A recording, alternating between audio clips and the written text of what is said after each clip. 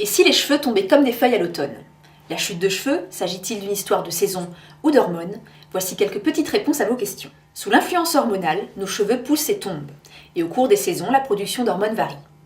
Pour faire simple, on peut résumer la structure d'un cheveu. Il est constitué de deux parties, la tige pilaire et le follicule pileux. Nous possédons entre 70 et 120 000 cheveux sur notre crâne. La vie de chacun de ces follicules se divise en 3 cycles. Une phase anagène qui concerne 80% des cheveux, c'est la phase de pousse du cheveu. Celle-ci dure entre 3 et 10 ans. Le cheveu pousse à un rythme d'environ 1,5 cm par mois. Arrive ensuite la phase catagène qui concerne plus de 15% des cheveux, qui est une phase de repos, d'attente, qui dure 2 semaines environ.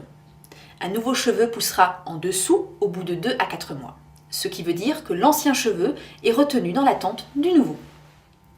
Et enfin, une phase télogène qui concerne 1 à 2% des cheveux. C'est la phase de disparition du cheveu. Elle dure entre 2 à 4 mois. Le bulbe qui maintient le cheveu n'est plus autant irrigué, il se rétrécit et finit par tomber. Au cours de la vie, surtout chez les hommes, le cycle de vie de vos cheveux va se raccourcir.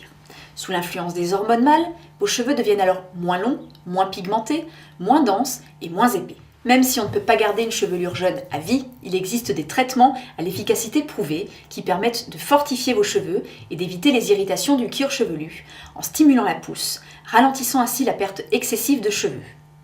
En attendant, prenez soin au plus tôt de vos cheveux en utilisant des produits de qualité et adaptés à votre type de cuir chevelu. Vous pouvez aussi utiliser des compléments alimentaires pour fortifier vos cheveux ou obtenir un effet anti-chute.